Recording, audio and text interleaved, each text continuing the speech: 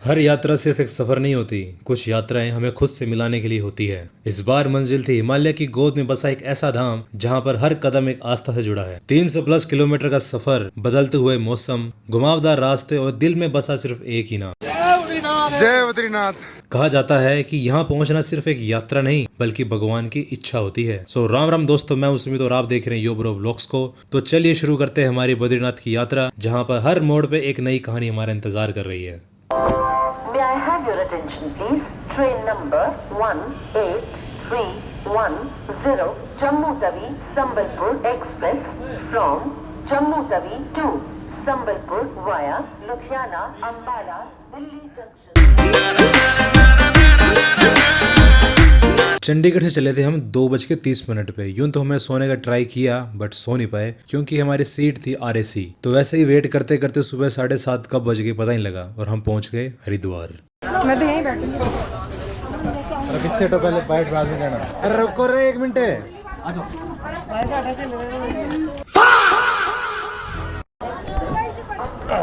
तो फाइनली पहुंच चुके हरिद्वार। हरिद्वार जमा बम बम होरी डार्लिंग, कैसे करूं मैं attend phone sorry darling. Haridwar पहुंचते हम ढूंढने लगे बद्रीनाथ की बस। वैसे तो सुबह सुबह चलती है, 4-5 बजे चलती है लास्ट बसें, बट उस टाइम किस्मत थी, हमको 8:30 बजे बस मिल गई। बस की टिकट का प्राइस पड़ा हमको 3 बंदों के लिए 2010 रुपए। एंड फिर हम ऑलमोस्ट चल पड़े बद्रीनाथ के लिए 9:14-15 पर। वैसे तो 12 घंटे लगते हैं हरिद्वार से बद्रीनाथ के, बट आप खुद ही देखना कि कितने घंटे बाद पहुंचते हैं हम। ये गंगा जी आ रही है, एक थोड़ी देर में आ जाएगा देवप्रयाग। वहाँ पे अलकनंदा और भगीरथी मिलती है, फिर वहाँ जाके बनती है गंगा आगे से। तो ये पानी वही बन के आ रहा है आगे। हाँ जी, क्या चाहिए आपको? वो भुजिया लेके आने ला रही है, भुजिया ला रही है तू। जब भी हम ट्रैवल करते हैं ना तो एक रैंडम बंदा जरूर ऐसा एक ऐड होता है ग्रुप में जो कि पूरा एक ट्रिप का माहौल बना देता है। तो उसी में से एक यूपी का बंदा था, ये नाम नहीं जानते हम अभी भी इसका, बट ट्रिप में पूरा माहौल जमाया इसने। गर्मियों के अंदर ठंडी ठंडी हवा का लुत्फ उठाते हुए, वादियां देखते हुए फाइनली हम पहुंच गए थे हमारे डेस्टिनेशन पर। अब समय था उतरने का। फाइनली पहुंच चुके हैं और आपको टाइम दिखाता हूँ अभी क्या हो रखा है। Give me a moment. 1:35 अगला दिन शुरू हो गया। पूरे दिन 12 के 12 घंटे हम बैठे हुए थे बस के अंदर। टोटल टाइम लग गया हमको 15 घंटे ऑलमोस्ट। कैसा लग रहा है? मैं आ रहा है दोस्तों बस मंदिर के सामने हो वो रहा मंदिर बिल्कुल, और हम मेरी एक्साइटेड टू सीधा दर्शन, भगवान जी दर्शन करेंगे। बट उससे पहले वहाँ जाएंगे, दिख रहा है आपको वहाँ पे तब गर्म पानी का एक कुंड है, वहाँ जाके स्नान करेंगे, फिर जाके करेंगे भगवान के दर्शन। अभी वहाँ पे लाइन है नहीं, अदरवाइज लाइन बड़ी लंबी लगती है। अभी टाइम क्या हो रहा है? 1:47, ठीक है। और 4:30 या ऑलमोस्ट 5 बजे फिर शुरू होगा ब्रह्म मुहूर्त के, हमारी आरती शुरू होगी जो कि बड़ी पावन मानी जाती है। बोला जा रहा है क्योंकि ठंड भी बड़ी खतरनाक हो रही है, टी-शर्टों में घूम रहे हैं। तो आ जाओ फटाफट स्नान करते चलते हैं, दर्शन कर रहे हैं बद्रीनाथ जी की।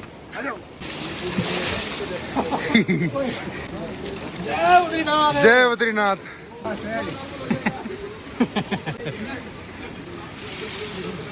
आए मुझे जय बद्रीनाथ।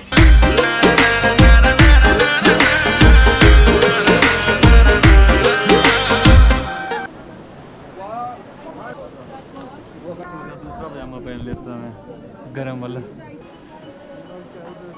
5 बज गया भाई।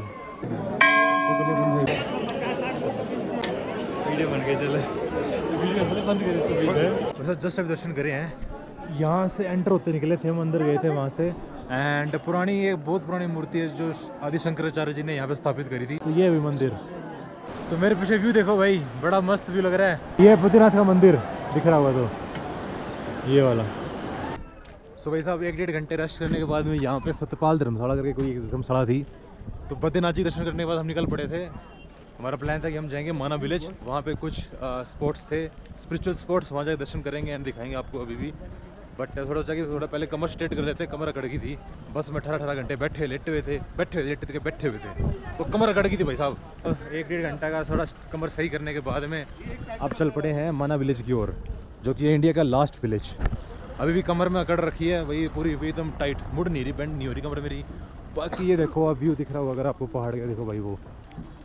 अक्टूबर, नवंबर, दिसंबर में पूरा ये बंद हो जाता है। यहाँ पे एक बंदे की जात भी नहीं घूम रही होती है।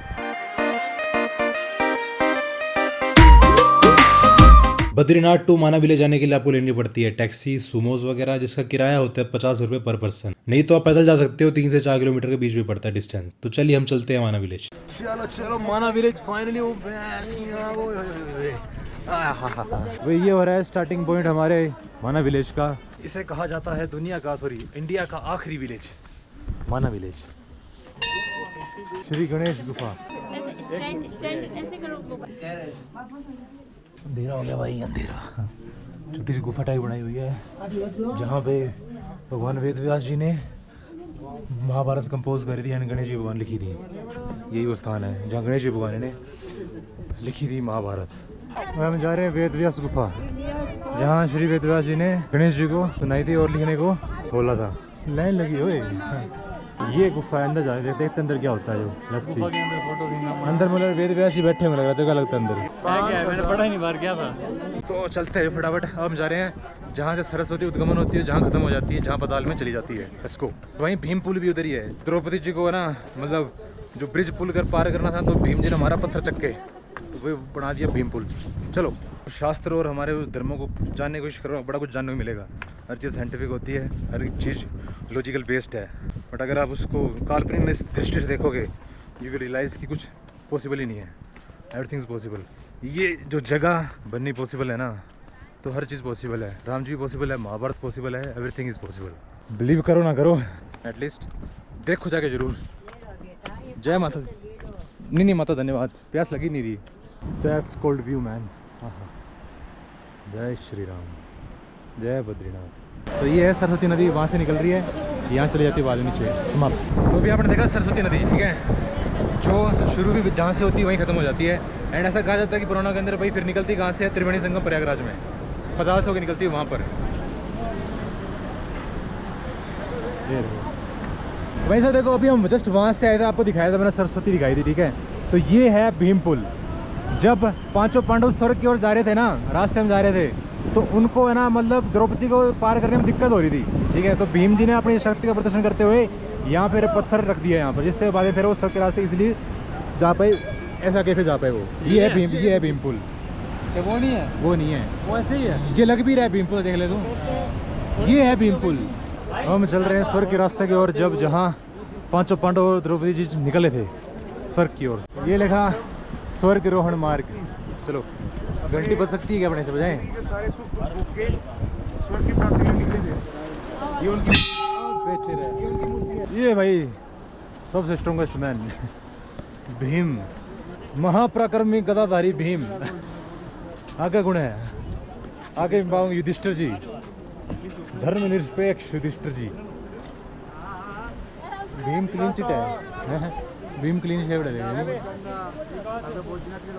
हो, ये पंच पांडव। तो अभी हम चल रहे हैं पांडवों की स्वर्ग के रास्ते की ओर, जस्ट टू फाइंड आउट कि और क्या देखने को मिलता है, और क्या ऐसे हमारे जो महाभारत में, जो हमारे काल में जो घटित हुए चीज़ें, वो देखने को मिलते हैं। अभी कुछ लोग कह रहे हैं ऊपर मिलेगी वसुधरा वाटरफॉल, जो कहते हैं बड़ी पवित्र माना जाता है। एक छींटा अगर पड़ जाता है ना कि आपके ऊपर, तो आप कहते हो बहुत सौभाग्यशाली हो। अगर नहीं पड़ता तो यू नो व्हाट। इतना भी लगेगा जी, ये तो आप ज़्यादा फेंक दिया। चल चल चल चल चल चल। वो देखना ना, अब कितने बजे आओ? कितने बजे गए थे आप? हम लोग 6 बजे।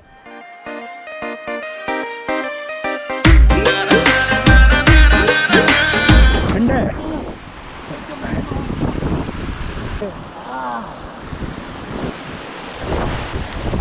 यहाँ से कहाँ जाए काके?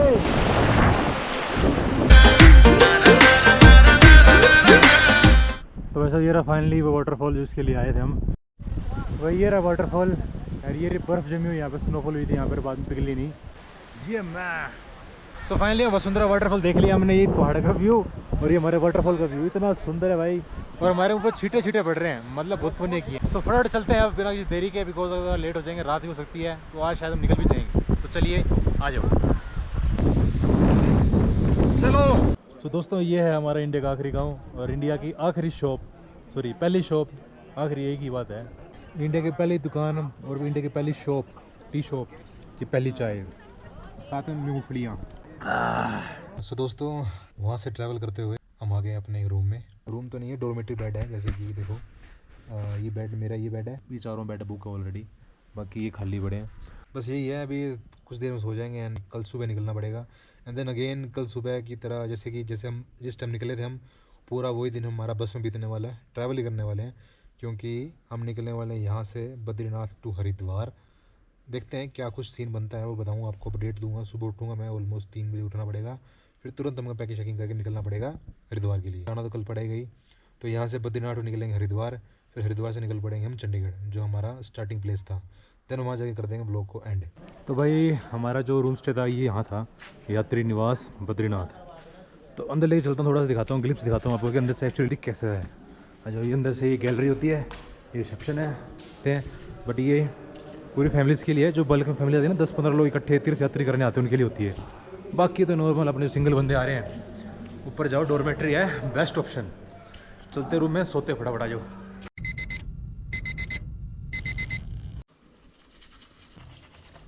So finally at the end हमारा बद्रीनाथ धाम भी कंप्लीट होता है। अगर आपको हमारे केदारनाथ धाम की वीडियो देखनी, ऊपर आई बटन में लिंक आता है, वो जाके चेकआउट करें एंड उसको भी प्यार दिखाएं, लाइक करें, शेयर करें। देन हमारी बस थी बद्रीनाथ से हरिद्वार तक की, बट आगे जाम लगा था तो ऋषिकेश में उतरना पड़ा। एंड उसके बाद ऋषिकेश से देहरादून एंड देहरादून से चंडीगढ़। दोस्तों फाइनली रूम में पहुंच चुके हैं एंड जस्ट अभी करेंगे सोने की तैयारी, क्योंकि पूरे दिन की नींद बाकी है एंड सोए नहीं ढंग से। तो आज नींद पूरी करेंगे ताकि पूरी बॉडी रिकवर हो जाएगी, क्योंकि अभी तक पूरी बॉडी दर्द कर रही है मेरी। करते हैं, आई होप आपको ब्लॉग अच्छा लगा होगा। ब्लॉग अच्छा लगा तो लाइक कर देना, शेयर कर देना, कमेंट देना। तब तक के लिए जय श्री राम। मिलते हैं अगले ब्लॉग में, मुझसे बोला नहीं जा रहा है, कोई ना, मिलता है वो फिर किसी एक और नए दिन, किसी और नए ब्लॉग के अंदर। बाय। मेरा birthday. Happy birthday to you. Happy birthday to you. Happy birthday dear Sumit. Happy birthday to you.